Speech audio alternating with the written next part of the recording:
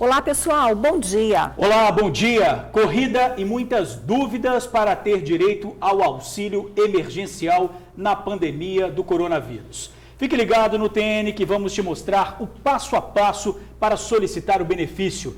E você já pode mandar a sua dúvida, que será respondida ao vivo. Aqui no estúdio do TN está de volta o médico Henrique Bonaldi para falar sobre coronavírus. O Espírito Santo registra 227 casos da Covid-19. Ficar em casa ainda é o melhor remédio no combate à pandemia. A quarta-feira dos capixabas começou com paralisação no transporte público. Rodoviários protestaram contra a falta de proteção contra o coronavírus. Na edição de hoje, você confere ainda dezenas de serviços oferecidos por capixabas que estão na informalidade, batalhando pelo sustento da família. O TN1 começa agora.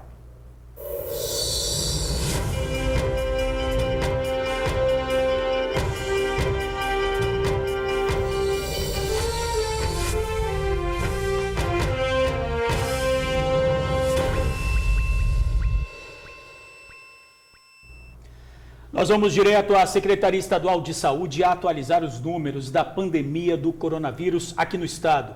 Já são 227 casos. Vitória é a sexta capital do país com a maior incidência da doença. Pois é, a repórter Bruna Maria está com o Fabiano Ribeiro, que é subsecretário de Assistência em Saúde. Muito bom dia para você, Bruna. Bom dia, Ingrid, Jorge, para todo mundo que acompanha o Tribuna Notícias. Pois é, esses dados foram divulgados ontem durante uma coletiva de imprensa do ministro da Saúde, Luiz Henrique Mandetta. Vitória é a sexta capital do país com o maior número de incidência dos casos de coronavírus. Para cada 100 mil habitantes, são 17 casos. Esses números aqui do nosso estado ficam maiores, inclusive, do que os números, as taxas do Rio de Janeiro, que é um estado que a gente vem acompanhando dos noticiários nacionais, que está aí com uma elevada transmissão do coronavírus. Estou aqui do meu lado com o Fabiano Ribeiro, que é subsecretário de Assistência em Saúde, para a gente comentar essa posição do Espírito Santo nesse ranking, posição que não é muito desejada, né, Fabiano? Mas explica para a gente o que aconteceu para que a gente chegasse nesse local. Bom dia para você, seja bem-vindo. Bom dia, né? Então, os casos registrados principalmente no domingo e na segunda-feira, e especificamente aqueles casos que acometeu a uma clínica, que foi uma transmissão localizada, a gente coloca como uma transmissão comunitária numa clínica, estes casos, na verdade, fez elevar o número de casos aqui na capital Vitória.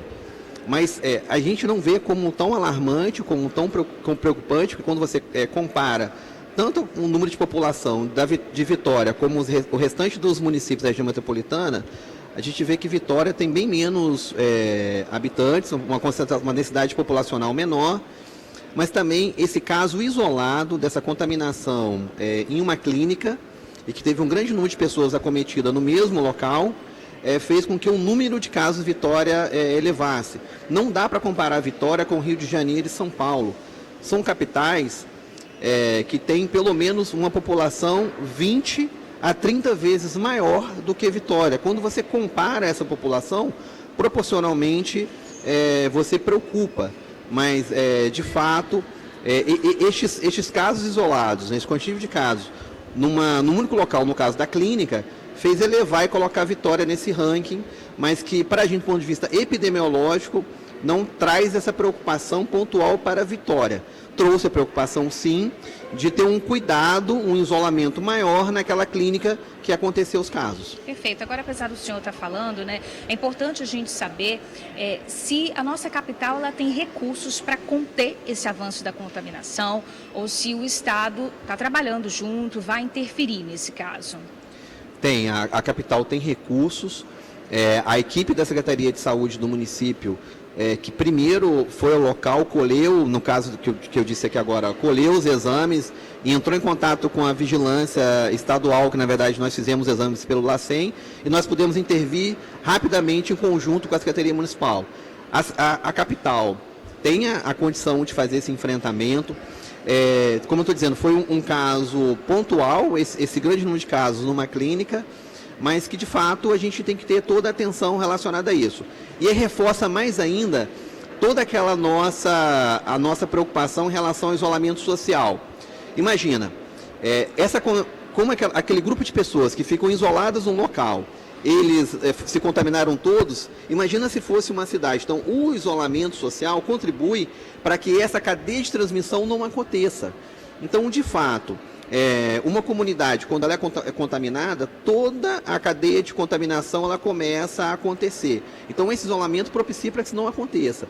Então, o fato de ser isolado numa clínica e ter acontecido um grande número de casos, que elevou o número de casos da capital num local especificamente isolado, que deu a capacidade de isolar aqueles casos, os contactantes e os casos confirmados ali, faz com que a gente também tenha segurança de que não tenha isso sido uma contaminação mais comunitária na cidade como um todo, mas num grupo específico. Só para a gente relembrar, a gente está falando desse caso do asilo, gente, foram 18 idosos que foram diagnosticados com a Covid-19, mais 4 funcionários que trabalhavam nesse abrigo para idosos. A gente ressalta que não é o asilo de Vitória, é um asilo localizado aqui no município. A gente não diz local para não expor as pessoas que moram, mas essa contaminação localizada que a gente está falando aqui agora foi desse caso, que a gente até comentou aqui ao vivo ontem. E esses cuidados eles têm que ser redobrados não só aqui na capital, que está ocupando esta 6ª posição no ranking nacional, mas também em toda a Grande Vitória, que vem com números também aumentando a cada dia dessa contaminação, né?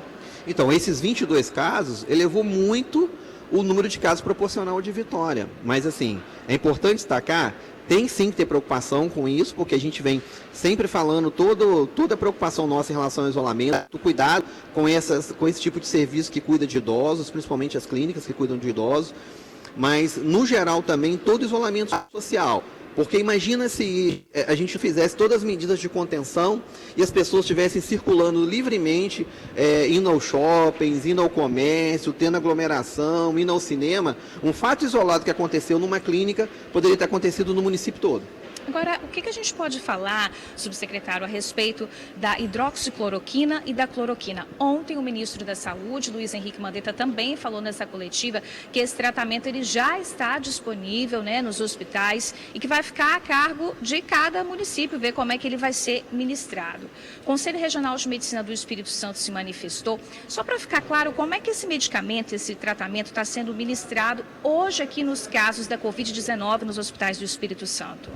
Então, a utilização da hidroxicloroquina ou da cloroquina, ela tem sido indicada naqueles pacientes internados em estado grave e que a gente possa monitorar.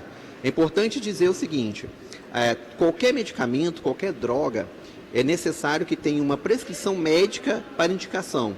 Por isso, inclusive, o parecer do próprio CRM.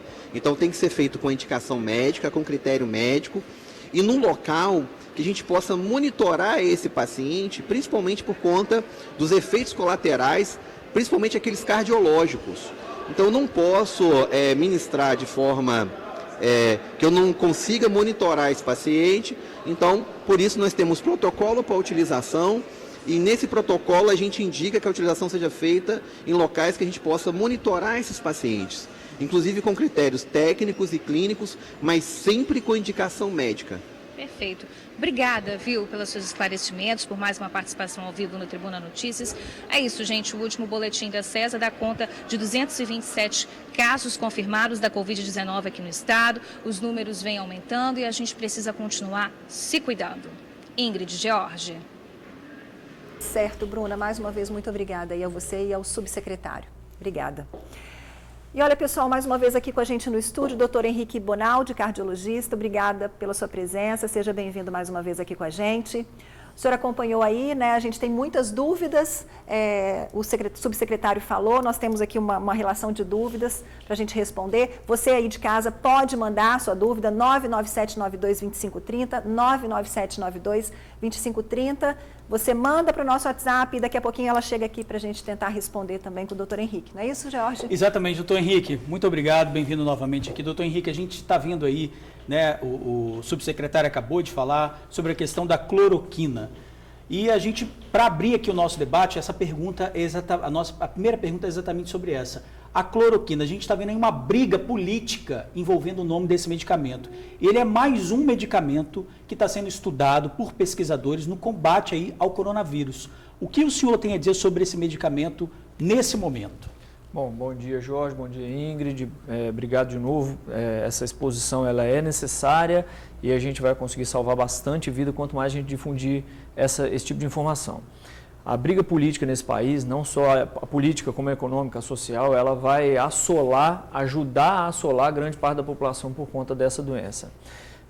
Hoje, a gente só vive um tempo menos pior do que a gente estava esperando porque nós fizemos o isolamento social, que está caindo em desuso, está caindo em descrédito, e isso é muito perigoso lá na frente. Em relação à medicação, a semelhança do que é hoje o estudo com a hidroxicloroquina, com uma medicação antirretroviral, outros 6 grandes protocolos no mundo estão sendo estudados. O que a gente está conseguindo entender hoje dos estudos que estão saindo é que a hidroxicloroquina está saindo um pouco mais à frente em relação às outras medicações, mas o número de pacientes estudados ainda é um número pequeno.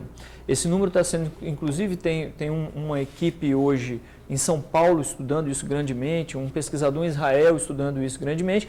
Os números parecem um pouco mais benéficos, melhores do que a gente achou que ia ser. Mas essa medicação, a semelhança do que disse o entrevistado anterior, ela é uma medicação com algumas restrições. A gente não está achando nem ela mais na farmácia, mas ela parece ser de um bom uso, parece resolver grande parte dos pacientes que complicariam e teriam indicação de UTI. Haja visto essa importância que o ministro da Saúde, nessa semana agora, ele não só atribuiu o uso da medicação aos pacientes críticos, aqueles que já estão em unidade de terapia intensiva, entubados, graves, o pré-morte, aquele indivíduo que você não tem mais o que perder, mas também aos indivíduos graves, ou seja, aquele com indicação de internação em enfermaria, porque está com saturação menor, com falta de ar, alguma coisa assim. Então está se vendo uma luz no fim do túnel com esse tipo de droga, mas é algo que ainda precisa ser sacramentado e isso é dependente da comunidade científica do mundo. O senhor começou falando aí sobre o isolamento está caindo em desuso e é exatamente essa a impressão que a gente está tendo desde o início da semana.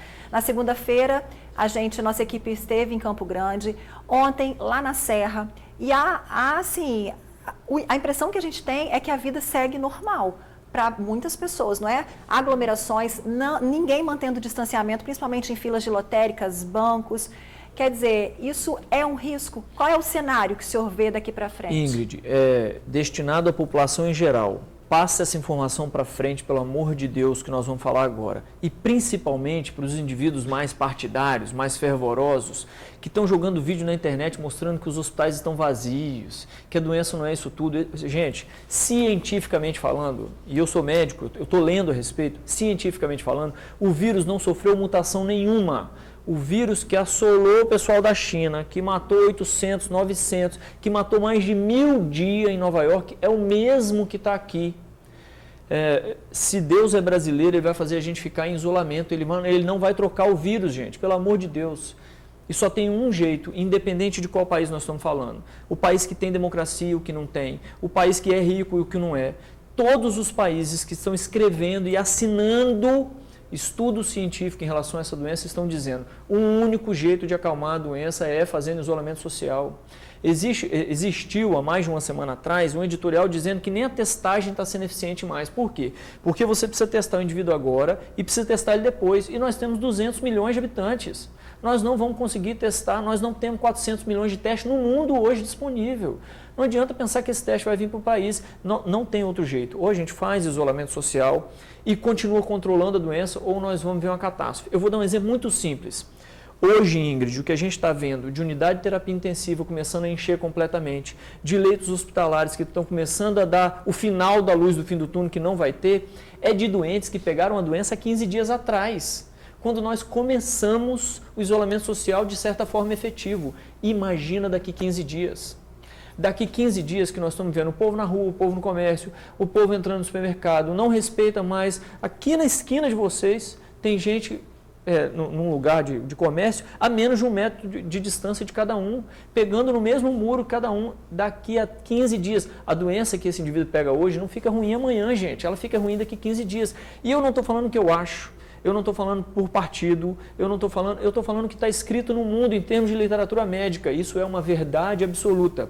O isolamento social é a única maneira de controlar isso, inclusive economicamente. Se vocês me permitem falar mais do que deve aqui, Chicago tem 2 grandes matemáticos que estudaram qual é o impacto da doença nos Estados Unidos. Se eu fizer o lockdown, que é fecha tudo, e se eu não fizer. Eles estimam que 32% da economia do país vai reduzir, 32% de redução. Se eu não fizer nada, se eu fizer o lockdown, é só 24%.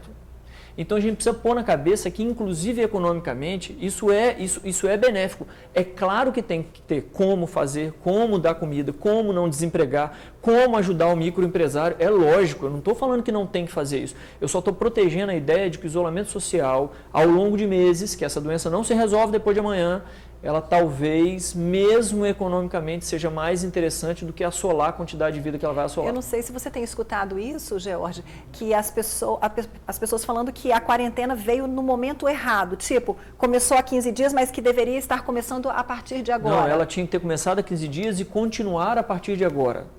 De uma maneira eficiente, com gente estudando aí, epidemiologista, infectologista, governo, matemático, é claro, mas ela tem que continuar. O que eu vejo nos bairros onde eu ando, indo para o trabalho, ou mesmo dentro de casa, é que as pessoas que podem ficar em casa não estão ficando. Aí nós estamos perdidos, porque a gente está piorando, inclusive, a situação de quem tem que trabalhar. Vocês têm que sair para trabalhar, o cara da farmácia, o cara do supermercado, segurança pública está tendo que ir trabalhar, às vezes, sem EPI. Então, gente, pelo amor de Deus, para esse cara que tem que sair para trabalhar, ele tem que ter um mínimo de segurança, que neste momento agora é se distanciar das pessoas. Você que pode ficar em casa, tem que ficar em casa, não tem outra escolha. O senhor acha que nós vamos chegar a números como Estados Unidos, Itália, inclusive número de mortos? O senhor acredita? É lógico. Hoje, o maior estudo chinês, que tem 1.099 pacientes, que traz um perfil epidemiológico da doença, diz assim, nós temos um morto para cada 100 contaminados e existe um editorial criticando isso, dizendo assim, pode ser que seja um para cada 1.000, inclusive. Um morto para cada 100. Nós estamos perfazendo hoje quase 700 mortos no país. 700 vezes 100, isso dá 700, 7 mil, 70 mil. Nós não temos 12 mil doentes, nós temos 70 mil doentes. O vírus não mudou. O que está acontecendo? A gente não tem capacidade de notificação. E reconhecer as nossas fragilidades, tanto nacionais quanto municipais, estaduais, é necessário para o combate à doença. Senão a gente fica achando que a doença é uma novela, aquilo não é uma verdade. Isso é muito perigoso. Então, na minha opinião, a gente tem que lidar com ela de frente, entender que já tem 70 mil pessoas doentes, para que a gente possa dar importância a essa doença e chamar todo mundo de novo para isolamento social, enquanto sai uma luz no fim do túnel. A Fiocruz está tentando fazer uma vacina, tem um grupo chinês acusando que dá 7 etapas de construção de uma vacina, ele vai fazer só 3 etapas e vai jogar a vacina. Eles esperam que isso saia em 60 dias. A gente vai ter uma luz no fim do túnel, se Deus quiser, mas enquanto isso a gente não pode lotar o sistema de saúde, senão nós temos um grandíssimo problema. O que eu faço com os infartos? O que eu faço com as apendicites? O que eu faço com o sujeito que faz um acidente automobilístico? Que, na verdade, isso já está sendo prejudicado. O que eu faço com o SAMU, que já era sobrecarregado? Os médicos do SAMU, os funcionários do SAMU andam de estresse a todo tempo. Em janeiro, em abril, nós vamos fazer como? Entende, Jorge? As pessoas precisam entender. Essa doença não é salva pelo cara que está na UTI. Ela não é salva pelo governador, pelo prefeito. Ela é salva por um indivíduo, gente. Pelo amor de Deus. Isso está escrito no mundo. Ou você fica em casa e entende que você faz parte da cura da doença, estabilizando, diminuindo a quantidade de doentes, consequentemente de doentes críticos, libera a quantidade de vaga, consegue o SAMU atender as outras coisas que vão acontecer. Ou então nós vamos viver 2 pandemias. Covid e doenças que já existiam que não vão poder ser tratadas. Tá joia. Daqui a pouquinho a gente volta para responder mais dúvidas aí dos nossos amigos, porque a gente dá uma pausa na saúde para falar de economia, porque o governo federal divulgou ontem o site para quem não está no cadastro único, fazer o registro e garantir o auxílio de R$ 600 aprovado pelo Congresso. O TN mostra o passo a passo. O único deve acessar o site auxilio.caixa.gov.br. A página inicial tem as informações sobre as pessoas com o direito ao benefício. Clique em Realize sua solicitação. Veja novamente os critérios para conseguir o auxílio. Marque os quadradinhos informando se você confirma atender às condições e continue. Na outra página são solicitadas informações básicas: nome, CPF, data de nascimento e nome da mãe. Marque a opção indicando que você não é um robô e clique em continuar. Se você estiver no cadastro único, o sistema vai informar que você vai ter que esperar a seleção. Caso contrário, serão solicitados o celular e a operadora. Um código será enviado para o seu aparelho. Digite o código e continue. Numa nova página, coloque dados econômicos e cidade onde mora e continue. Depois, dados da família. Se for mulher, marque a opção, porque o auxílio é maior. Na página seguinte, você escolhe como vai receber o dinheiro. Se tem conta em banco, preencha seus dados. Caso contrário, na outra opção, a Caixa vai abrir uma conta poupança digital para você receber o benefício. Pois é, então aí, lembrando o site auxilio.caixa.gov.br, é só seguir todos esses passos, lembrando que quem está no CadÚnico ou tem o Bolsa Família não precisa fazer esse cadastro, tá? Não precisa fazer esse cadastro porque já está no banco de dados do governo, o governo já sabe que você precisa receber esse benefício. Nós estamos aqui com o economista Moisés Brasil. Doutor Moisés, nesse momento, quem precisa fazer esse cadastro aí para receber esse auxílio emergencial? Okay. Olá, Ingrid, Seja olá, bem-vindo. Jorge. Obrigada mais uma olá, vez. nossos amigos do TN. Quem precisa fazer o cadastro, né? Quem não é MEI, tá? Quem não está no cadastro único, quem é autônomo, desempregado, né? É desempregado ou autônomo, esse precisa fazer o cadastro, tá? Então, mesmo aqui, por exemplo, o ano passado eu fiz o cadastro, não tenho 100% de certeza se deu certo o cadastro. Faz o cadastro. Por quê? Porque o sistema vai te avisar, você já tem cadastro. Tá? O próprio sistema te dá essa informação para você. Então, é uma forma de você tirar a sua dúvida se você está ou não cadastrado. Certo. Olha só, a gente tem inúmeras dúvidas aqui. Uma amiga mandou a seguinte mensagem: eu não tenho internet em casa nem no celular, como é que eu faço para me inscrever? Isso é só online? É, só online. Por exemplo, uma lan house, né? Você tiver acesso a lan house, pode fazer. Pelo telefone, né? Tem um telefone que a Caixa disponibilizou, só muito congestionado, vai ser difícil ela conseguir fazer.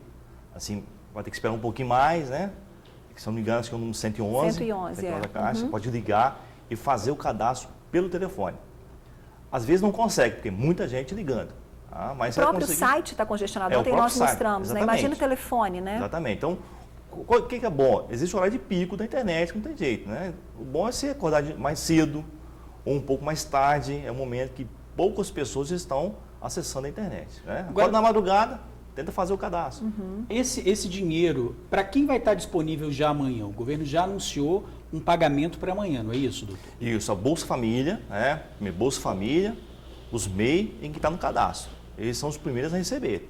Vão receber na conta, né? Exemplo, Bolsa Família. Então a pessoa já tem aquela dinâmica normal, todo mês receber. Então ela vai receber na conta corrente dela do Bolsa Família. Quem está no CadÚnico também. Mesma coisa. Então o governo já tem um cadastro. Esse site para o cadastro é porque o governo não tem informação das pessoas que são desempregadas, que são autônomos. Por isso que precisa fazer esse cadastro. Essas informações vão ser cruzadas aonde para a pessoa saber que essas pessoas vão ter o direito a receber esses R$600? Isso, o governo tem cadastro do INSS, né, a própria Receita Federal. Então os dados vão ser cruzados, né, para ver se você realmente tem direito a esses R$600. Para evitar fraude, né? Porque você imagina, quantas pessoas não vão tentar burlar o sistema também, que a gente sabe como é que funciona, infelizmente, né? Inclusive, ontem, o ministro da Saúde, o ministro da Cidadania, né, o Nix Lorenzoni, falou o seguinte, que haverá até processo judicial criminal para certas pessoas que tentar burlar o sistema. 6 milhões de pessoas já tinham caído já num site, né, que já tinham colocado ali. Falso. A Polícia Federal já tinha derrubado vários sites falsos, porque 6 milhões de pessoas já tinham feito cadastro num site falso, em vários sites falsos. Antes, vários fake news, né, várias informações que você preencher cadastro que era vírus, que era pessoas tentando burlar o sistema. A gente tem que imaginar nesse momento que é muita gente precisando, né? Então vamos, cada um tem que fazer a sua parte, né, gente? Por favor. Só o Espírito Santo falando de 600 mil, 1 milhão Sim, sim. Olha só, mais uma dúvida. Eu não tenho conta em banco, como é que eu vou receber esse benefício? O que acontece? A Caixa vai criar uma conta virtual para você, chamada conta digital. Então, é uma forma de quem não tem conta ter uma conta, né, via Caixa Econômica. Ele vai poder transferir para uma outra conta que ele tiver. Mas eu não tenho conta em lugar nenhum. Vai se criar a conta digital, aí o governo vai soltar um cronograma para essas pessoas ir lá e sacar. Ou no Caixa Rápido, nas casas lotéricas, entendeu? Agora, doutor, qual a alternativa que vai ser para todo mundo tirar esse dinheiro ao mesmo tempo, hein? Porque quando liberar, um volume de pessoas e de dinheiro muito grande, né? Ok. Será que pode faltar dinheiro, né? A gente já ouviu aí um ex-presidente do Banco Central falando que é preciso fabricar mais dinheiro. Como é que vai ser isso? Exatamente. Dinheiro, o governo tem forma de, né, fazer ele surgir, né? Simplesmente fabricar dinheiro, imprimir dinheiro. Simplesmente ligar por causa da moeda, fabrica mais dinheiro. Vai se fazer isso. Existe a forma disso, né? O governo tem as ferramentas para ter esse recurso, dinheiro em espécie. Tá? Por isso que muitos vão receber na sua conta corrente. Só realmente aqueles que foi criada conta digital, não tem para onde transferir, ele vai ter a data específica, que o governo vai soltar um cronograma, para ir lá e sacar. Pode ser na casa lotérica, os Correios vão ajudar também, o Banco do Brasil e a Caixa Econômica. Fabricar dinheiro significa aumento de inflação? Então... veja que nós somos o seguinte, o PIB do Brasil estava antes projetado 2,4, hoje 0,05. Provavelmente continuar nessa situação até zerar o PIB, né? E a inflação está caindo. Nós estamos quase aí para projeção de 1%, 1,5% de inflação. Então, o governo tem que injetar dinheiro na economia para o consumo girar. Talvez venha até uma deflação em vez de inflação, né? Exatamente. Agora, você tem as consequências consequências depois, né? Vamos dizer, ao longo prazo você tem as consequências. Mas o governo tem ferramenta para tratar essas consequências. Então, Moisés, continua aqui na nossa conversa, porque o repórter Felipe Chicarino está ao vivo na porta de uma das maiores agências da Caixa Econômica aqui do estado. E será que ele encontrou alguém que tem nessa corrida aí que tem dúvidas? Eu não tenho dúvidas que o povo está cheio de dúvidas, não é isso, Felipe? Bom dia para você, Felipe.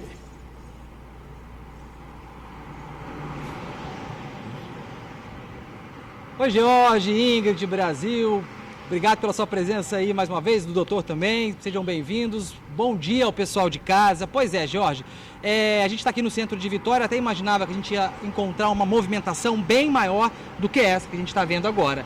E tem muita galera que está vindo sacar ainda o Bolsa Família, outros benefícios do governo e é claro, né, como você mesmo adiantou, algumas pessoas também com dúvidas sobre esse auxílio emergencial, né, que o governo começa a pagar então a partir de amanhã, né, quinta-feira. Eu já vou dar antes de entrar e falar mais coisas sobre esse assunto, eu já vou mandar uma pergunta aí para o estúdio agora. Eu conversei com um rapaz aqui que ele está preocupado, que ele está meio que negativado no banco, ele está com medo desse auxílio emergencial cair na conta e pá, já tirarem o dinheiro. Isso pode acontecer, porque também a gente tem aqui na região metropolitana, né, o índice de pessoas endividadas muito grande.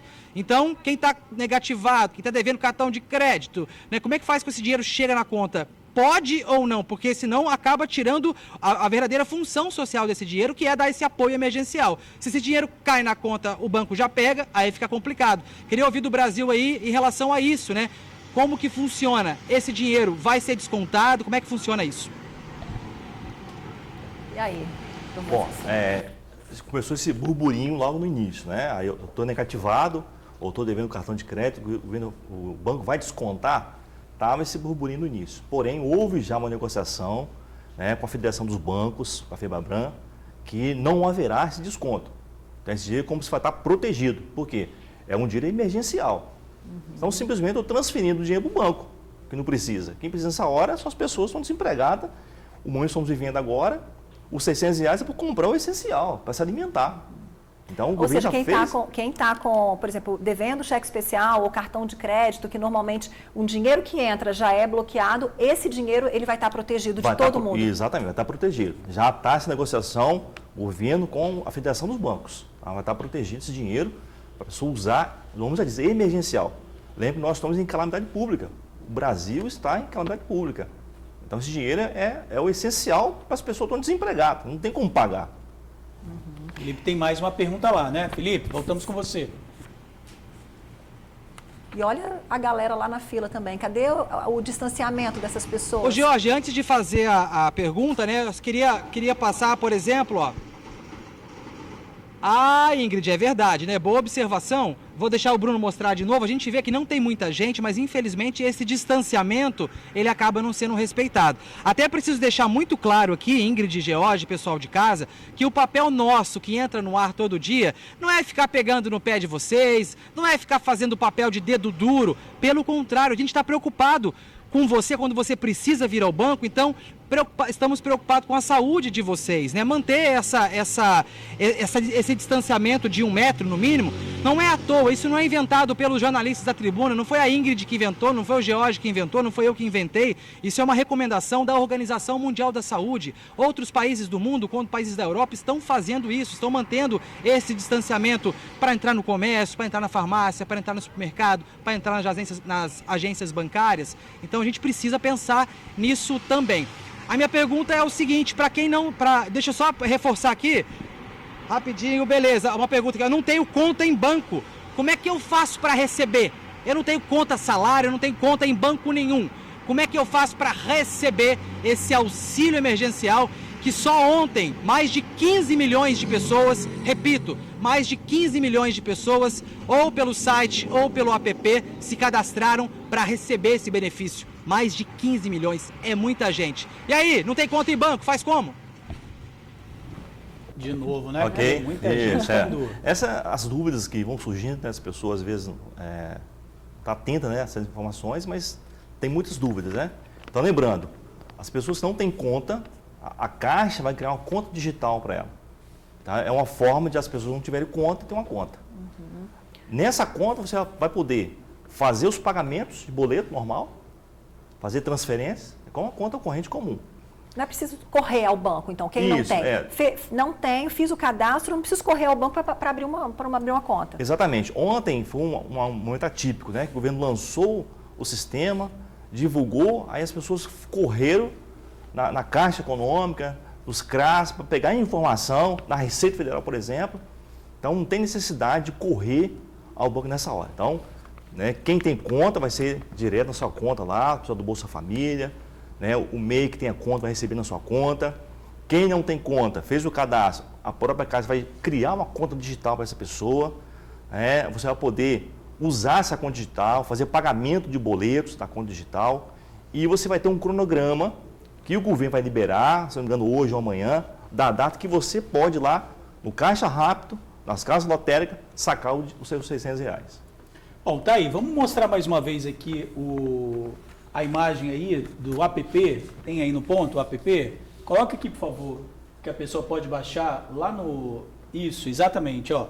Tem aí, ó. Você pode baixar aí no seu celular Caixa Auxílio Emergencial. Sempre lembrando, tem que ter o nome da Caixa Econômica, Federal Finanças, né? As duas formas aí que vão aparecer dependendo do seu celular. Caixa Auxílio Emergencial, Caixa Auxílio Emergencial. Cuidado aí também com as fake news, cuidado aí com o que tem aí de ruim, né? Faz um teste. Também o site que você tem que baixar, muito, aí ó, auxilio.caixa.gov.br. Muito obrigado, Márcia. auxilio.caixa.gov.br para você ter acesso aí, fazer o cadastro e receber aí esses R$600 que está muita gente precisando, né? Até 30 milhões de pessoas. A gente sabe que as pessoas estão apavoradas mesmo, mas nesse momento é preciso cautela, não é até para não cair em golpe mesmo, né? Ficar atento aí à página oficial, como o George falou, não é, aos ícones a serem preenchidos certinho para tudo dar certo. Isso. Porque não adianta apavorar, porque Exatamente. pode dar errado. Procura sempre os sites oficiais, né? Tá lá o site oficial de Caixa Econômica, também o Ministério da Cidadania tem também um link. A própria Tribuna Online tem um link lá para você poder ter acesso direto ao app, tanto você baixar no seu celular ou no seu computador em casa. Tá, Moisés, a gente vai dar uma pausazinha, mais uma vez com o senhor, daqui a pouquinho o senhor volta, que tem dúvidas aqui a serem respondidas. Ok, daqui a pouquinho a gente te chama novamente. Tá bom. Olha, quem precisou dos ônibus hoje cedo teve muita dificuldade. Motoristas e cobradores não saíram da garagem em protesto por equipamentos de segurança contra o coronavírus. Eles alegam que estão há 25 dias trabalhando sem máscaras e álcool em gel. Um perigo para motoristas, cobradores e passageiros também. passando pelos pontos coletivos cheios, lotados, bem longe das exaustivas recomendações de não aglomerar em locais em que pessoas ficam muito próximas umas das outras. Esse é o horário de pico. A gente gravou essas imagens entre 7h30 e 8 horas da manhã. Vimos alguns motoristas usando máscara, mas a grande maioria não. Gilmar, que trabalha fazendo bico, pega ônibus todos os dias. Ele afirma que embarca em coletivos lotados direto. Os ônibus estão passando muito cheios, tudo lotado. Sem álcool em gel, sem máscara. E é isso aí, entendeu? Mas eles não estão respeitando nada. Os ônibus estão passando tudo cheio mesmo. Porque eu pego ônibus de tarde, de manhã, eu vejo como é que está passando. A categoria dos rodoviários está revoltada com a situação.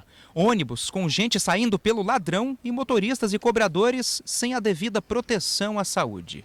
Segundo o sindicato dos rodoviários, essa reclamação já é antiga já.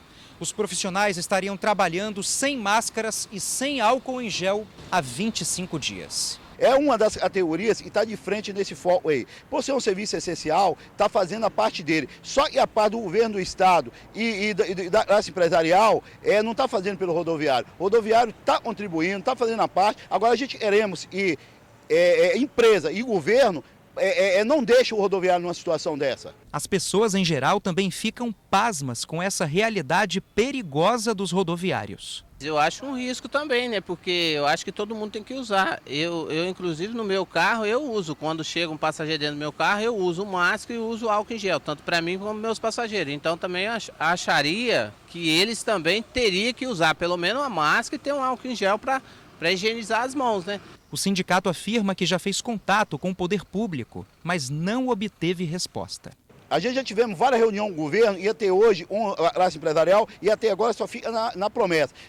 Entramos na justiça também, o sindicato entrou na justiça, ganhamos uma liminar, os empresários ficaram tendo 5 dias para comprovar que estava passando esses EPIs para o trabalhador, já venceu esse prazo e vocês veem, o trabalhador hoje continua em estado perigoso devido a essa pandemia e até hoje nada de máscara. Bom, a Secretaria de Mobilidade do Estado e a Seturb disseram que já realizam ações para a proteção dos trabalhadores. Explicou que teve dificuldades para comprar o álcool em gel por causa da escassez do produto, mas está agilizando a compra para distribuir a motoristas e cobradores. Em relação às máscaras, explicou que o Ministério da Saúde recomendava o uso do equipamento somente por pessoas com sintomas de gripe, mas mudou a decisão e agora a compra do material será providenciada. E olha que caso sério envolvendo álcool em gel. Uma mulher teve queimaduras de 3º grau nas mãos e braços depois de passar o produto e usar o fogão em seguida. A vítima disse que aparentemente o álcool tinha evaporado, mas ao ter contato com o fogo, sofreu as queimaduras. A mulher foi atendida no Hospital Jaime dos Santos Neves e recebeu alta. Fica aí o alerta para o uso do produto, que virou uma grande ferramenta nessa época de pandemia. Ele é um material inflamável que gera uma espécie de chama invisível. Por isso, cuidado ao usar o álcool perto de fogão e churrasqueiras. Depois de aplicar o produto, a recomendação é esperar de 15 a 20 minutos para fazer atividades que envolvam qualquer fonte de calor. Importantíssimo esse alerta, hein? Importantíssimo esse alerta, né? Às vezes a pessoa pensa, passei álcool gel, posso fazer as minhas atividades. Quer dizer, um risco aí na hora de pensar em cozinhar depois de mexer com álcool em gel. E de 15 a 20 minutos, esperar secar bastante, né? Pois é. E olha, além do coronavírus, o mosquito transmissor da dengue, zika e chikungunya tem deixado muita gente doente.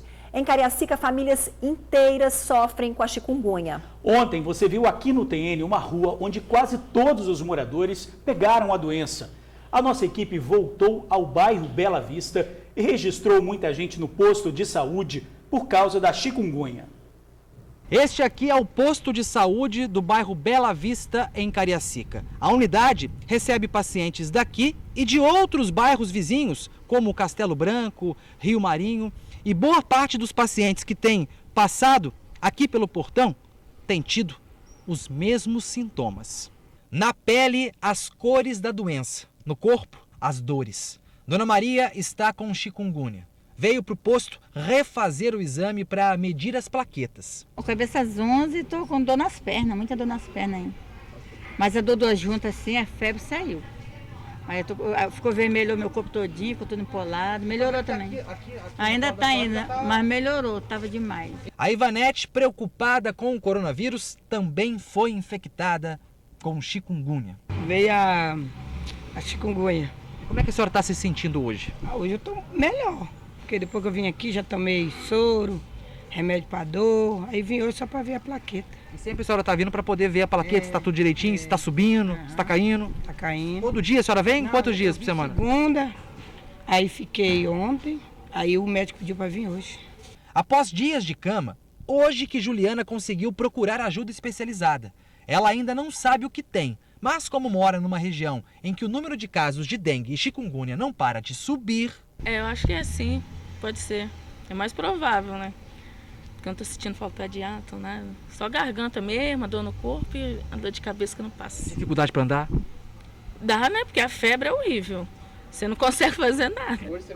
Os últimos números divulgados pela Prefeitura de Cariacica há 13 dias dão conta de que o município tem 705 casos de dengue, 7 de zika e 118 de chikungunya. Só que a impressão que se tem é de que a realidade é bem diferente. Tanto que ontem nós mostramos no TN1 a rua Josué Prado, em Castelo Branco, onde não conseguimos encontrar sequer uma família que não estivesse passando por esses problemas. Eu sinto muita dor, tem vezes que eu fico fraca demais, então me dá aquela tonteira assim, aí eu tenho que deitar. A doença é terrível. É muito complicado porque eu já estava cuidando do meu filho e da minha mãe. Aí agora eu não posso cuidar tanto como eu cuidava, porque dói demais as articulações, não consigo abaixar, não consigo fazer nada.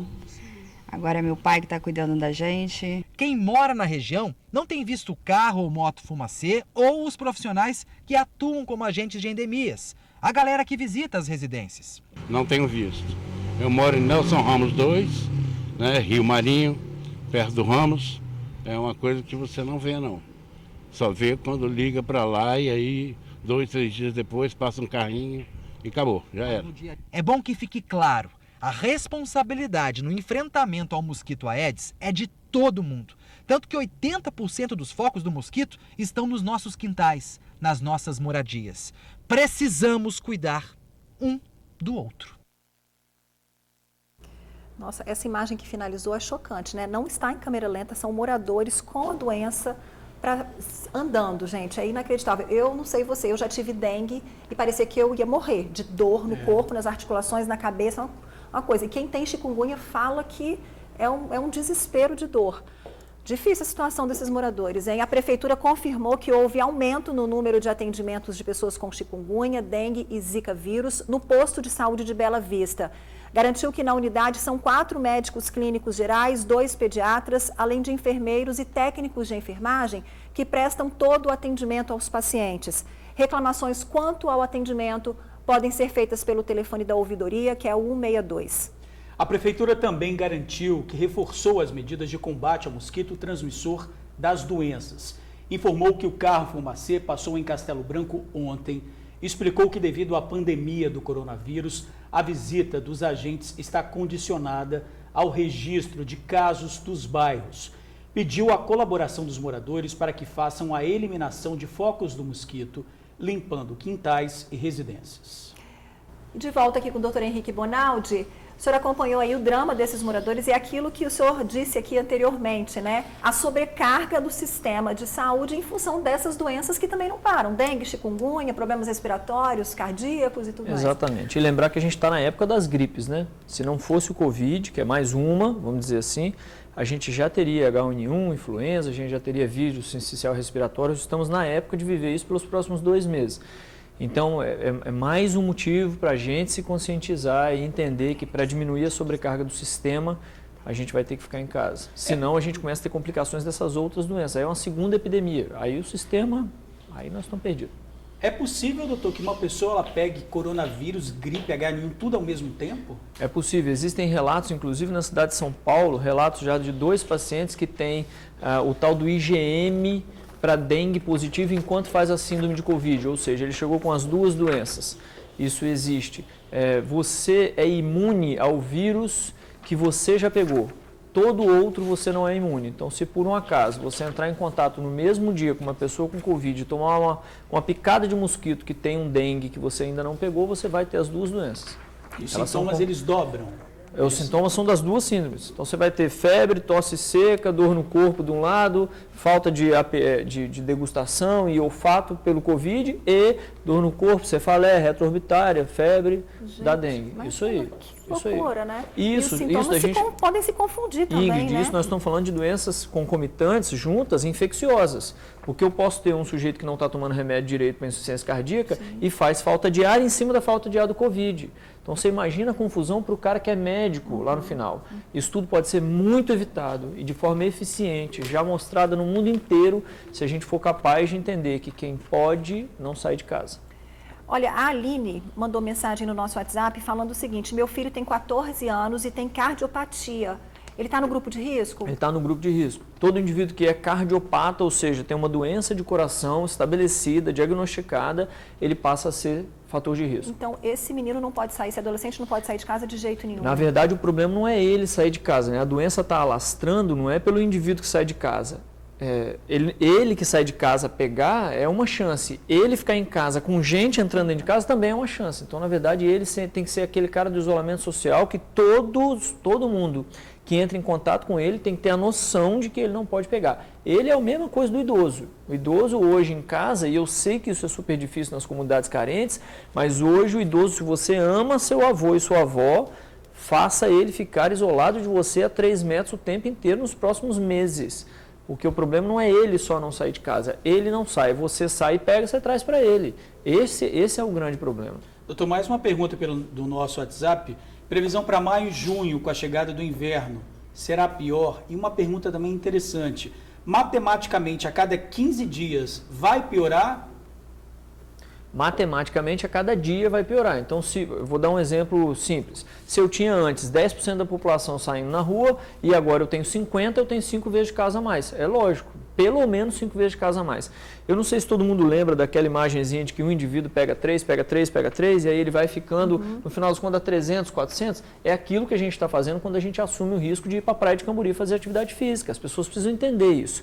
Você está assumindo o risco de ser essa ponta que vai desenvolver doença. Talvez isso aqui, essa pergunta, explique por que as pessoas não estão se dando conta da gravidade. Exatamente. Quando o senhor responde a cada dia vai piorar e a pergunta vem a cada 15 dias, é porque a pessoa tem uma noção de que só vai aparecer daqui a 15 dias. Isso. Só que cada dia tem uma pessoa piorando porque vem somando a cada 15 dias. É a mesma coisa da quarentena, que iniciou há 15 dias. Exatamente. No início, pouca gente, mas essas pessoas estão aparecendo agora. Então, são blocos de 15 dias. Então, todo dia tem um bloco de 15 dias aparecendo. 7714, nós estamos falando do dia 23 de março. Quem interna hoje grave pegou no 23 de março. E quem pegou no dia 24, interna amanhã. E assim vai, entendeu? Sim. É uma matemática grosseira. A ciência, a medicina não é uma matemática, mas é para explicar para o indivíduo qual é o único jeito da gente só ver pior a cada 15 dias. Se a gente ficasse 14 dentro de casa.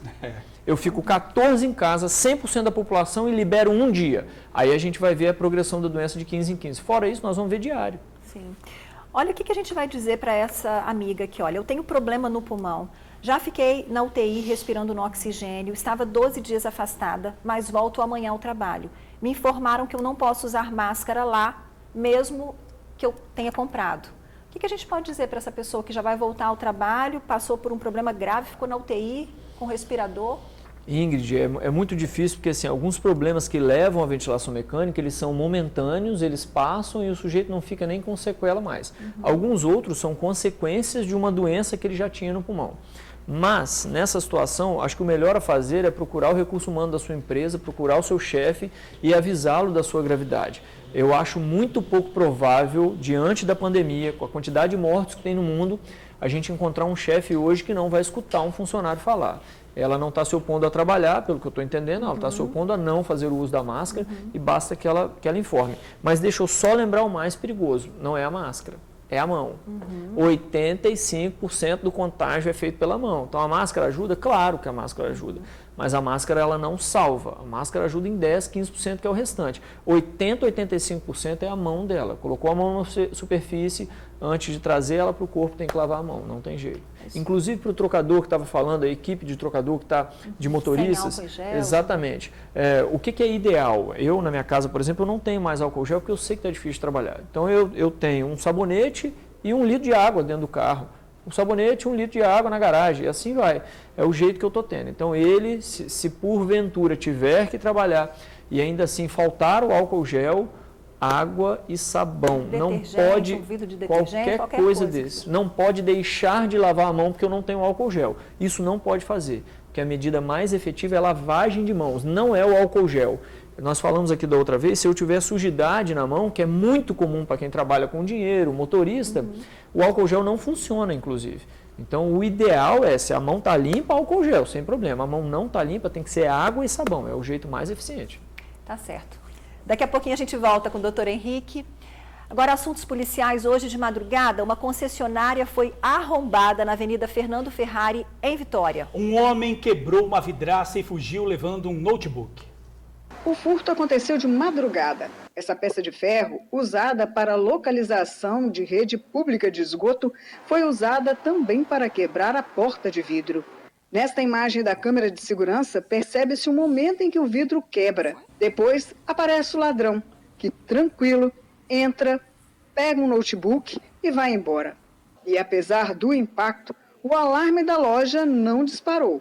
O alarme não acionou, né? A empresa que faz a nossa vigilância já está sendo acionada, né? Para ver o que aconteceu. Alguém passou aqui na frente e ligou para o 190, né? Aí sim eles vieram aqui e quando eles viram a porta aberta, eles entraram, né? Para ver se tinha alguém aqui dentro. Foi nesse horário, né, que o alarme disparou.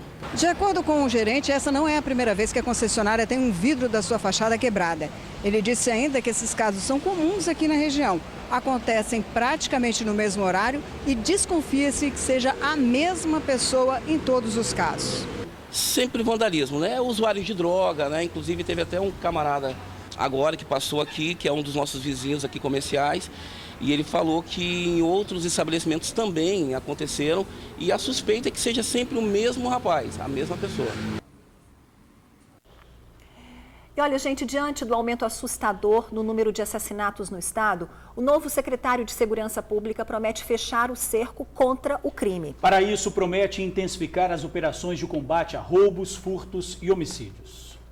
O novo secretário de Segurança Pública, Coronel Alexandre Ramalho, afirmou que assumir o cargo, na realidade, é assumir uma missão.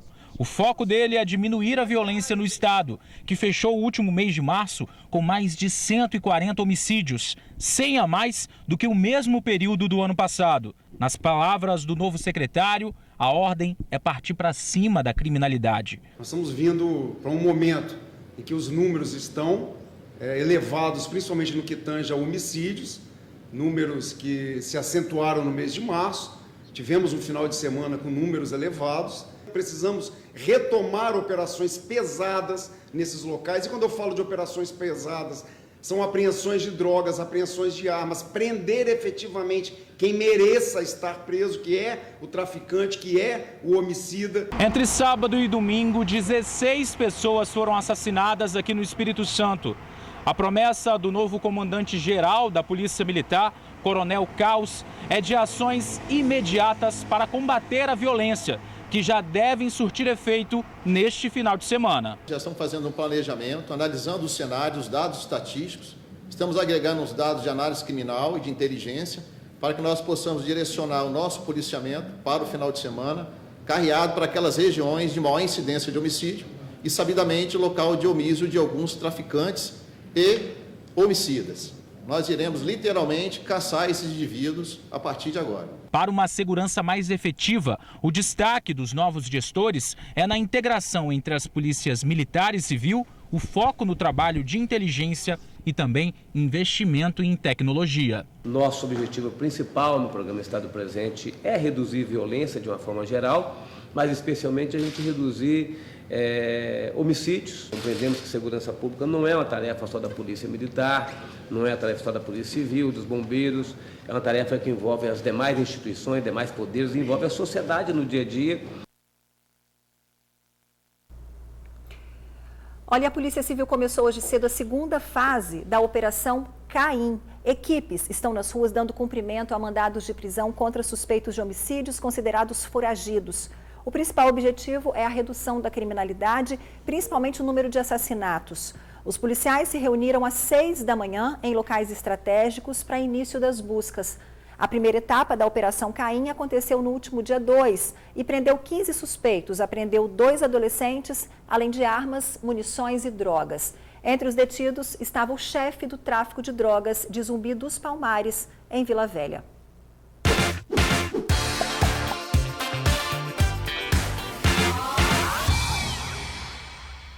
Galera do TN, tudo bem com vocês? Meu nome é Raíssa, eu tô aqui em casa com a minha mãe e com a minha irmã Luna. Por favor, não esqueçam de lavar muito bem as mãos com água e sabão. Se você estiver na rua, não tiver água e sabão, vocês podem usar álcool em gel a 70%. Um beijo. Ó, vou cantar uma música pra vocês, ó. O Jesus foi da farmácia, não sabia o que comprar. Comprou um remedinho pro corona se manda. O corona se mandou, o povo se curou. E Jesus feliz da vida, todo o povo abençoou.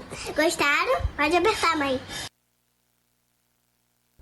Esse é o verdadeiro remédio. Gente, se a gente gostou, eu amei. Aí estamos aí descobrindo uma artista mirim, coisa fofa, gente. Faz uma live, né? Supermercados já estão recebendo encomendas da tradicional torta capixaba. Já o Festival da Ilha das Caieiras esse ano será virtual, nada de barraquinhas. Tradição é tradição e nem a pandemia do coronavírus vai ser capaz de interromper a comercialização da famosa torta capixaba. E quando o assunto é este, o primeiro local que vem à mente é a Ilha das Caieiras, em Vitória. Por isso, os comerciantes do festival deste ano vão atender os clientes por delivery a partir de quinta-feira. Ao todo, 14 expositores vão oferecer as tortas pelo aplicativo de entrega chamado Chip. Todo mundo torce para que dê certo, porque até então a gente já investiu dinheiro, né?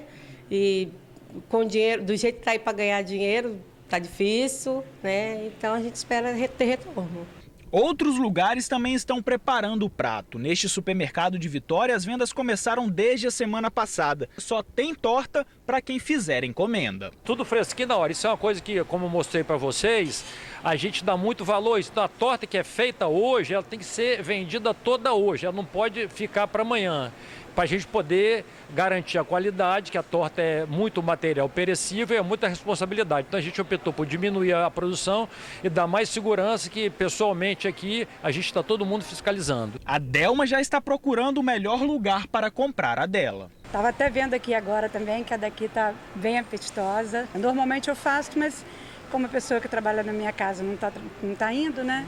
Mas aí eu vou encomendar. Por causa da pandemia, muitas pessoas deixaram de fazer a própria torta capixaba. Mas quem ainda tiver interesse em preparar o prato pode vir aqui no Sambão do Povo e comprar o palmito, por exemplo. Em casa é sagrado mesmo, né? A família toda, então estou saindo de Vila Velha para vir comprar aqui, então vai dar para fazer em casa. Os comerciantes tiveram que se adequar. As barracas passaram a respeitar a distância entre uma e outra. Também foram instalados banheiros e pias para maior higiene dos clientes e vendedores. Traz alegria, traz renda para a família, é um reforço a mais que a gente tem durante o ano, né? Então a gente conta com ele todo ano. Ai, que delícia, né, gente? E olha, a menor porção da torta é de 100 gramas e custa R$10.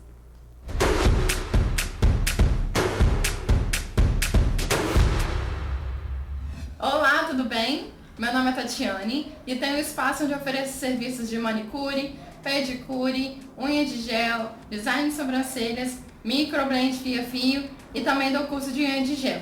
Tá? O meu espaço fica aqui em Vila Velha, no bairro Itapuã, próximo ao terminal de Vila Velha e próximo à Terceira Ponte também.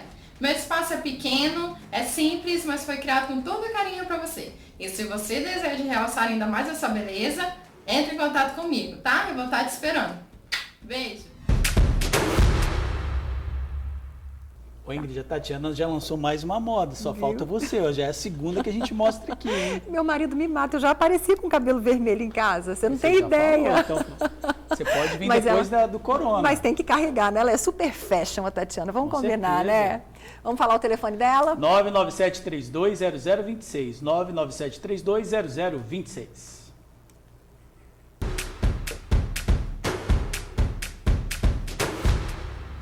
Meu nome é Thaislane e atualmente estou desempregada. Para ter uma renda extra, eu faço encomendas de bolos, empadão e torta. Tem uma página Quitutes da Thay. Quem tiver interesse de estar encomendando, é só entrar nessa página ou tá me mandando mensagem no WhatsApp, que é 988382630. Quitutes. Quitutes. Essa hora eu tô ouvindo sua barriga daqui, Ingrid. Você tá escutando? Eu nem falo que não é verdade. A minha aumentou, a sua aumentou ou não? Ai, não fala não, Jorge, pula essa parte, tá? Vamos falar o telefone dos quitutes, 98838-2630, 98838-2630. Você nem precisou desfilar, que chegou mais perto da televisão de você hoje, né? Olha, sem aglomeração em praias do sul do estado. A Prefeitura de Anchieta proibiu o acesso às praias do município no feriado da Semana Santa. O litoral sul é um dos destinos favoritos de turistas e capixabas em dias de folga. A medida é uma forma de conter a contaminação pela Covid-19. As praias de Anchieta serão liberadas assim que a pandemia for controlada. E olha, o Felipe Chicarino continua na porta da Caixa Econômica conversando com quem ainda tem dúvidas sobre o auxílio emergencial do coronavírus. Voltamos com você. Bem movimentada a Caixa Econômica, hein?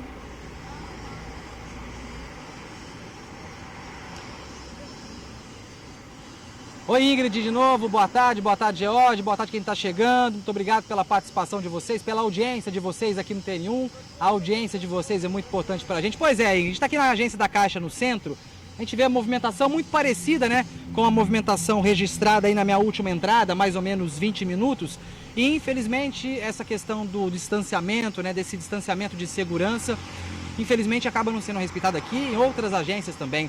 Por isso, não é pegar no pé de você que precisa sair, que precisa resolver treta no banco. A gente está preocupado com a saúde de vocês. Então, quando a gente fala para respeitar esse distanciamento, é porque a gente está preocupado com a saúde de vocês para que essa doença não se prolifere. Pois é, o Ingrid e George, só retomando essa questão do auxílio emergencial, né? Ele é o benefício financeiro destinado aos trabalhadores informais, aos microempreendedores individuais, aos MEIs, né? Aos autônomos e também aos desempregados. São R$600 que serão pagos aí, né? Uma parcela por mês durante este período de pandemia.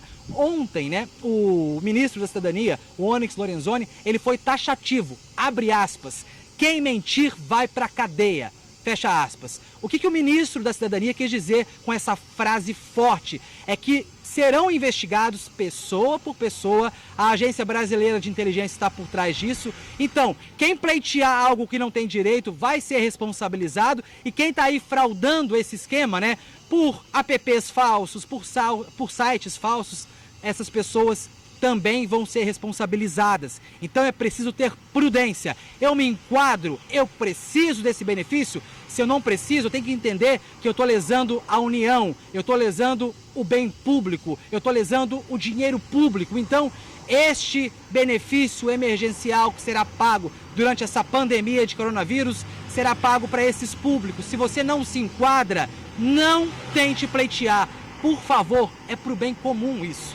Afinal de contas, se o governo começar a pagar para pessoas que não têm esse direito, que não precisam receber, é dinheiro público que está indo embora, que está indo, né, pelo ralo. Eu queria perguntar para o Economista do Brasil que está aí, e isso entrego a minha participação para vocês aí, né, devolvo para vocês, é que qual o tamanho desse prejuízo, né, Brasil? Porque a gente tem aí, o Brasil não é um país, o Brasil, economista, qual o tamanho desse prejuízo? Se as pessoas que não devem ser pleiteadas, devem receber, né, começarem a pleitear esse benefício, né?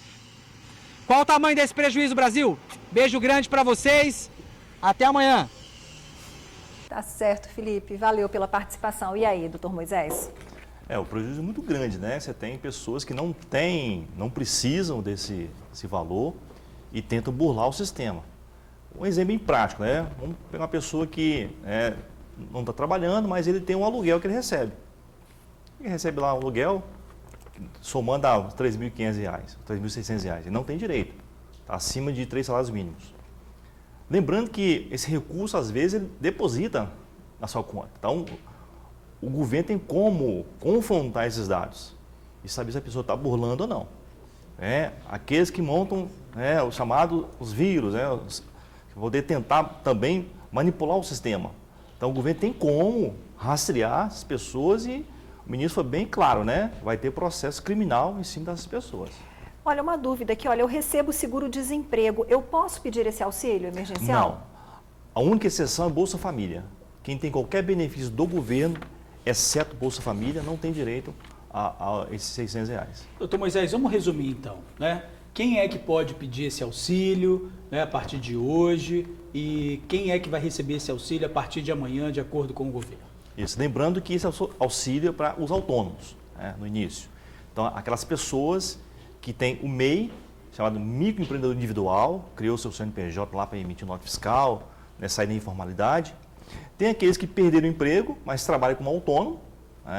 As pessoas que estão cadastradas no CAD único, que é chamado baixa renda, por perder emprego, ou está solicitando o governo um benefício, não recebeu ainda. Aqueles autônomos que não têm cadastro, não têm MEI, mas ele paga a Previdência, certo? Então as pessoas têm direito a receber esses R$600. A situação de pais e mães solteiros que cuidam dos filhos. É pai que é pai e mãe, mãe que é mãe e pai? Isso, tem casos que a família, tem 2 recebem Bolsa Família. Então, se os 2 der abaixo de 1.200, eles vão passar a ter preferência ao R$600 cada um, 1.200 a família. E a mãe, que era chefe de família, que ela que sustenta a casa, ela tem direito a R$1.200. A maior parte das famílias vai usar o dinheiro para comer. A gente sabe disso, diante da situação econômica que a gente está vivendo. Para colocar alimento dentro de casa. Mas se sobrar um pouquinho, caso sobre um pouquinho, qual é a prioridade dessa família? É guardar o dinheiro, Nesse momento agora, só o essencial. Usa só o básico que você precisa para a sua família no dia a dia, que é a alimentação, o mais importante. Alimentação, remédio. Então, nessa hora, você tem que ter cuidado, não inventar outra dívida que não seja essencial. Sobrou um dinheirinho, guarda o dinheirinho. Nós não sabemos daqui a 2 meses, 3 meses, a consequência da situação do mercado. Ok, doutor Moisés, Brasil, muito obrigado pela sua participação. Que bom que já decidiu aí sobre esse dinheiro, que já estava a polêmica da semana passada. E você que está assistindo a gente, vamos botar de novo aí, Márcia, por favor, o site do auxílio, auxilio.caixa.gov.br, auxilio.caixa.gov.br. Você que está em casa, esse é o site para fazer o registro aí. E você também, se está em dúvida, se está no cadastro único ou não, se tem direito ou não, faça o seu cadastro que ele vai informar você aí se você está registrado ou não no CAD único e também se você tem aí o Bolsa Família. Ele vai informar para você se você já está ou não e te informa isso daí. Esse é o site oficial, lembrando, Não caia em fake news, por favor, tá, gente? Doutor Moisés, a gente agradece, como disse o George, e até a próxima, Prazer, disposição aí para tirar as dúvidas aí. Obrigado pelo convite. Tá certo, muito obrigada. E tem participação de amigo do TN, vamos ver?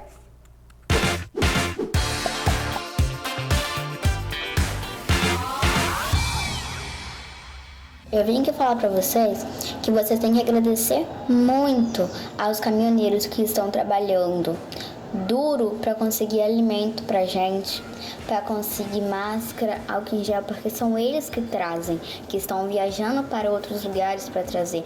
Então eu queria muito que vocês agradecessem, não só os médicos, porque é eles que estão curando as pessoas que estão com coronavírus, mas também aos caminhoneiros que trazem alimento pra gente. Boa tarde, pessoal do TN. Estamos ligadinhos em vocês aqui, de quarentena também, sem trabalhar, tá?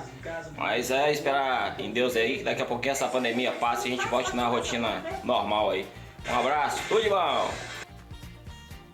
Se Deus quiser, vai passar, com certeza. Um abraço aí para o nosso amigo. E o TN1 volta em instantes com o doutor Henrique tirando dúvidas sobre coronavírus. E você acompanha ainda os casos de polícia? A gente já volta. Na BR-101, na Serra, um motociclista caiu da moto e morreu depois de ser atropelado por um caminhão. O acidente foi na altura de Carapina. João Vitor de Oliveira, de 27 anos, passou por cima de uma espécie de entulho na pista, perdeu o controle da moto e caiu. Um caminhão que vinha logo atrás não percebeu e acabou atropelando o motociclista, que morreu na hora. Operação da polícia contra a quadrilha que age desde janeiro, sempre da mesma forma, na Grande Vitória. Pois é, os bandidos abordam as vítimas no início da manhã e usam máscaras cirúrgicas para esconder o rosto. Até agora já foram mais de 10 assaltos a comércios. Policiais do Departamento Especializado de Investigação Criminal de Guarapari e Vitória montaram uma operação para prender uma quadrilha que está agindo nos municípios de Guarapari e Serra. Foram 5 equipes, 20 policiais civis do Departamento Especializado de Investigação Criminal, DEIC, agindo simultaneamente no município de Serra e de Guarapari. Cumpriam 5 mandados de busca e 3 de prisão. O alvo, uma quadrilha que age nos 2 municípios. Um dos assaltos cometidos pela quadrilha aconteceu em Guarapari na semana passada. Foi a uma loja de material de construção. Os ladrões, como vocês veem, usaram máscaras cirúrgicas para esconder o rosto. A Divisão Especializada de Investigação Criminal aqui de Vitória começou a investigar os diversos assaltos que estavam acontecendo e do mesmo modo. Descobriu que essa quadrilha já vinha agindo desde janeiro. Enquanto isso, lá em Guarapari, os assaltos também chamaram a atenção da mesma especializada. E eles, em março, já começaram a investigar o que estava acontecendo. Durante as investigações, as 2 delegacias acabaram percebendo que investigavam a mesma quadrilha. E aí, uniram forças. Descobriram que o modo de agir era sempre o mesmo. Os ladrões esperavam o início da manhã para abordar as vítimas, tanto de farmácias, de material de construção ou lotérica. Usavam máscaras cirúrgicas, como vocês puderam ver, para praticar o assalto e também revistavam as vítimas. Essa quadrilha já teria realizado mais de 10 assaltos nos 2 municípios. 3 integrantes já foram identificados e agora são caçados na Grande Vitória e também em Guarapari. Os delegados não quiseram dar entrevista, já que iriam fazer outras diligências. Pela manhã, ninguém havia sido preso. Quem tiver informações dos suspeitos pode e deve avisar a polícia pelo 181. E a gente está de volta aqui com o cardiologista Henrique Bonaldi para tirar mais dúvidas. A gente começa respondendo a Raniele. Ela faz a seguinte pergunta. Gostaria de saber a opinião do doutor a respeito da pesquisa que estão fazendo da eficácia da ivermectina. Ingrid, a semelhança das outras 6 grandes situações no mundo que estão sendo estudadas, a Fiocruz, inclusive no Rio de Janeiro, é uma das grandes potências para conseguir estudar isso, e mais as vacinas, tem 3 grandes empresas hoje financiando a questão da vacina.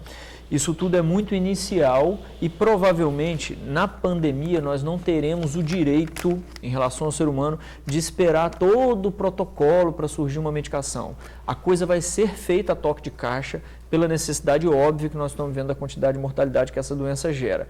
Mas ainda não é hora de dizer assim, use tal droga. Isso vai ser determinado pelo corpo científico desse país assim que a gente tiver essa notícia plausível. Mas já tem alguma coisa de luz no fim do túnel, sim. Doutor Henrique, sobre a flexibilização, né, sobre o isolamento, o ministro Mandetta disse ontem, né, já pelo tamanho do Brasil, disse o seguinte, que dependendo da situação do hospital, se tiver uma determinada quantidade de leitos, não sei se o senhor acompanhou essa informação, né, dependendo disso, o governante pode indo flexibilizar algumas situações, né, dependendo da situação dos hospitais, do local. Como o senhor vê isso? Jorge, eu vejo com a experiência da Itália. A Itália teve uma experiência muito ruim na região central da Itália, nas grandes metrópoles ali, e em algumas cidades mais periféricas foi extremamente controlado. Existe uma cidade na Itália em que o prefeito peitou e falou não entra e não sai ninguém da minha cidade, que ele conseguiu não só ter leito, como ele conseguiu uma baixíssima quantidade de doente infectado. Esse mesmo prefeito, essa mesma cidade, ela optou por permanecer em isolamento social. Então, essa é uma medida possível, mas vamos pensar juntos aqui. A orquestra tem que estar sob a regência de um maestro sem erros. Porque se eu resolvo, por exemplo, vamos pegar um município, Apiacá. O município de Apiacá ele tem uma quantidade de habitantes muito pequena. E a quantidade de movimento demográfico da cidade também é muito pequena. Ela não é uma cidade que tem infraestrutura para comércio, para indústria, para grande coisa. Então, ela é uma cidade pequena. Estou dando como exemplo. Tem dúvida de que a Apiacá a doença vai chegar depois? E vai ser menor? Claro, é lógico. Mas isso quer dizer liberar a população de Apiacá? Porque a Apiacá não tem leito de internação, não tem UTI. Então, à medida que a cidade vai ficando mais longe e ela realmente pega menos, pega depois, ela também vai perdendo estrutura. Então, tem que ter muito cuidado com essa questão de como a gente vai fazer para orquestrar isso. Teremos um maestro sem erros que consegue definir, você cidade está longe de um caso índice e a gente consegue liberar você para que a economia consiga? Temos, ótimo, se temos, libera, concordo. Agora, não temos, é temerário. Na minha opinião, como médico, é temerário. Mais uma dúvida aqui, por que o vírus se propaga através da saliva expelida na fala, na conversação e no espirro? Porque o vírus ele é preponderante em via aérea. Preponderante ele está em boca, nariz, ouvido, olho e dessas cavidades a única que ejeta algo é a boca. O seu nariz, se você não espirrar, ele não ejeta, o seu olho não ejeta, o ouvido não ejeta. Mas lembrar que essa é a menor parte da população infectada. A maior parte, se você pegar hoje, Ingrid, 100 indivíduos que tiveram a doença e perguntar para eles assim, quem tossiu perto de você? Ele vai falar ninguém. Ele não consegue identificar, para mostrar como é baixa a efetividade de quem está perto. É só manter 1,5 m, 2 metros de distância e sair de perto de verdade 10 km de quem está tossindo. Mas se você pegar 10 indivíduos, 100 indivíduos que pegaram a doença, pouquíssimos. Os profissionais da área da saúde que adoecem hoje de forma mais forte, que pegaram a doença 15, 21 dias atrás, eles, em sua grandíssima maioria, não te contam assim, eu peguei um cara que estava tossindo e tal. Tanto é verdade que nos estudos epidemiológicos que traçaram qual é o perfil do profissional da área da saúde que mais pegou a doença nos países que já passaram por isso foi dentista, oftalmologista e otorrino. Não foi pneumologista, não foi médico de emergência, não foi terapia intensiva, porque quando esse cara chega lá, ele já está todo paramentado. Quem era a vítima dessa história era quem não sabia que o cara estava doente e se mantinha a menos de 1 metro de distância. Só para tentar provar para a população que, assim, calma com a questão da máscara, mantenha a distância, que é o principal, mas não esqueça do principal, o absurdo que é a lavagem de mãos. Isso não pode esquecer de jeito nenhum. Não chegou o sintoma mais grave para chegar a pegar, né? Não Exatamente. precisou do sintoma mais grave. Exatamente. Doutor, tem uma pergunta aqui. Tenho asma, mas não tem crise há mais ou menos 1 ano. Ainda assim, me enquadro no grupo de risco? A questão do asmático e do indivíduo com doença pulmonar é que, infelizmente, o vírus tem um tropismo, ele procura as células respiratórias. Então, esse indivíduo sempre é um grupo maior de risco, sempre.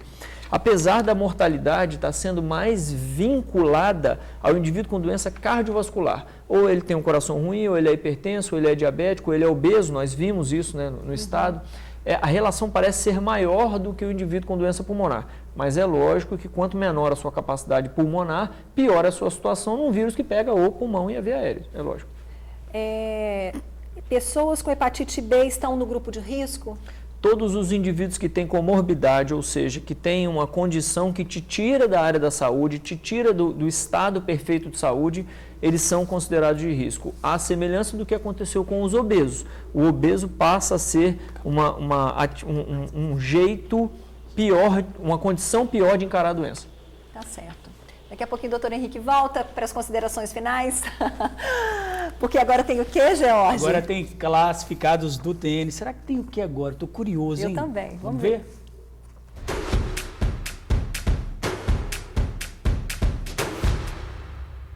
Olá, meu nome é Elaine Moreno, eu sou moradora aqui de Planalto Serrano, Bloco A, na Serra.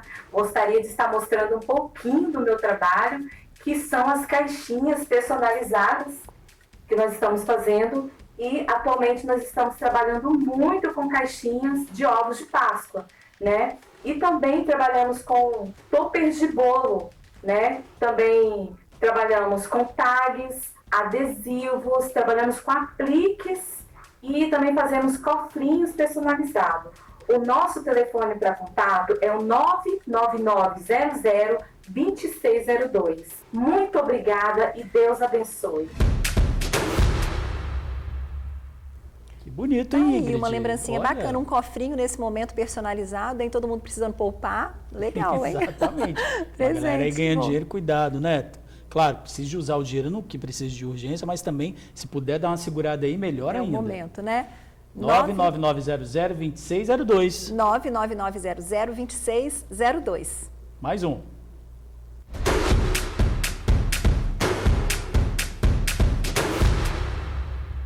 Boa tarde, meu nome é Erilene, trabalho com serviços de manutenção civil em geral. Também fazemos conserto de fogão, conserto de máquina, conserto de geladeira, né? De tudo um pouquinho a gente faz. Então ligue e agende seu orçamento e esse mês estamos com várias promoções. O fogão quebrou. Tem muita gente com forno que não vale nada, né? A pior coisa é você cozinhar num fogão que não funciona direito. Não é, trempe. Você já imaginou? Não, porque você não cozinha. Olha, você para com isso, tá? Esse final de semana eu coloquei até no Instagram uma receita que bombou, super fácil. Eu te mandei, tá? Pois é, mas Vamos consertar o fogão e o forno, gente. Não dá para cozinhar assim, não. Agora o pessoal em casa deve estar vendo um monte de defeito, né? É hora de chamar a assistência técnica. 997964738, 997964738. Bom, olha só, gente, o combate aos jogos ilegais e um risco à saúde. A Guarda Municipal de Vila Velha fechou ontem um bingo clandestino no centro da cidade.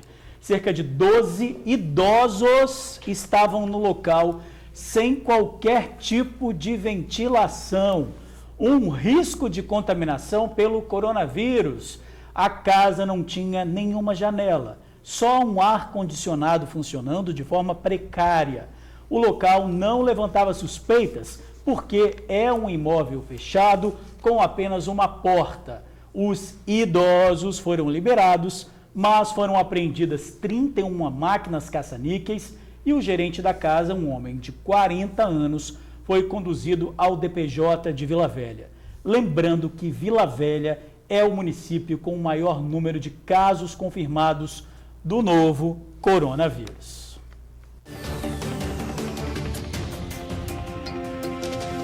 Hoje é quarta-feira, 8 de abril. Vamos conferir juntos o que é destaque no Jornal A Tribuna. Até 600 mil vão ter conta aberta na Caixa para receber ajuda do governo. Na foto principal, home office é mais difícil para mães, mostra pesquisa. Hospitais do estado já estão usando cloroquina. Quero viver mais, diz capixaba de 120 anos. 4 concursos federais vão abrir mais de 200 mil vagas até o fim de 2021. E ainda destaque no Jornal A Tribuna desta quarta-feira. No AT2, hoje tem sofrência em casa. Ronaldinho paga fiança de mais de 8 milhões de reais. E no caderno de imóveis, apartamentos planejados para idosos.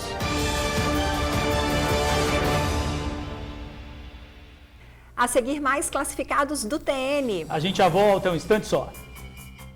A gente volta a falar sobre o auxílio emergencial disponibilizado pelo governo federal. Ontem foi divulgado o site para quem não está no cadastro único fazer o registro e garantir os R$600. O TN mostra mais uma vez o passo a passo.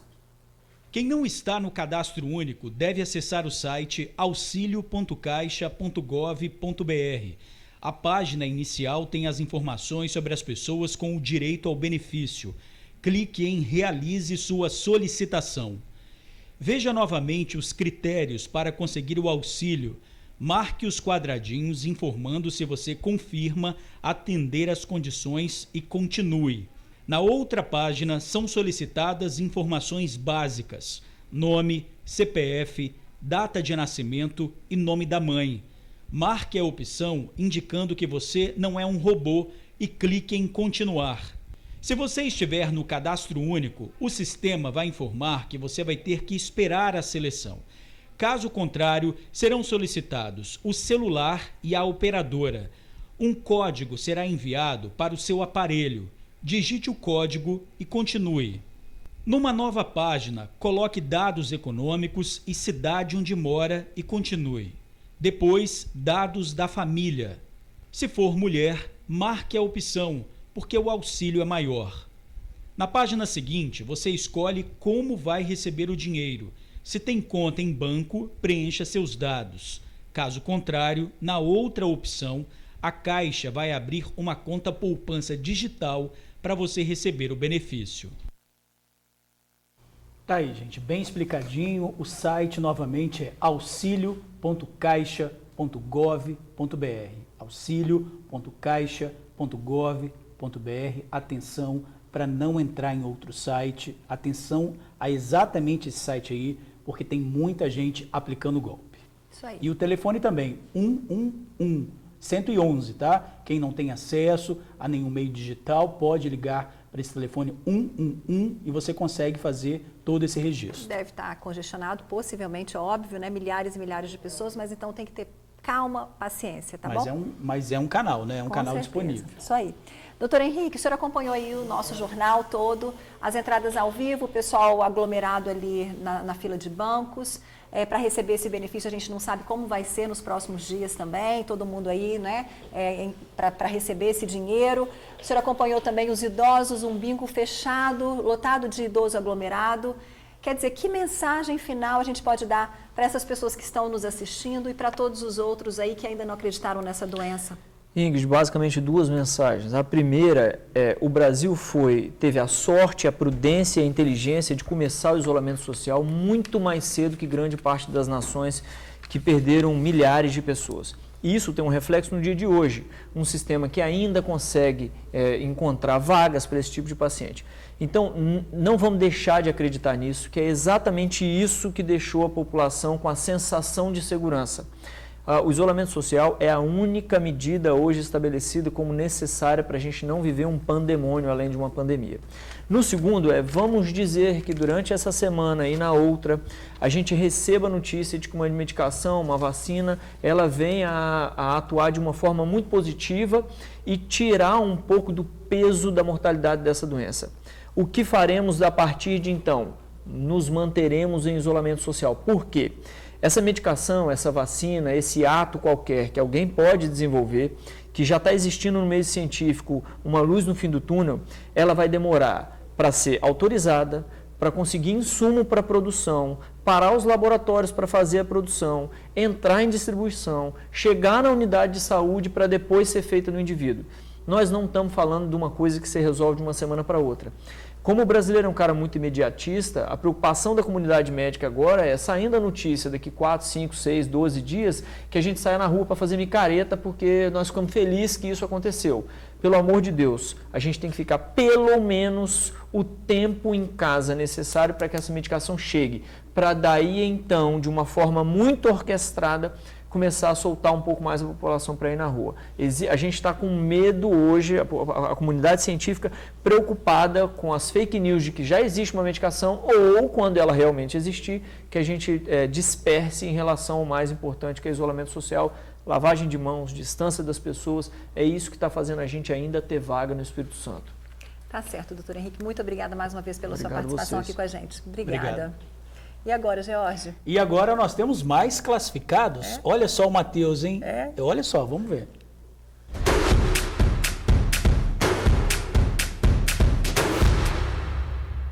Oi, gente, tudo bem? Eu sou Matheus Hipólito, eu tenho 13 anos.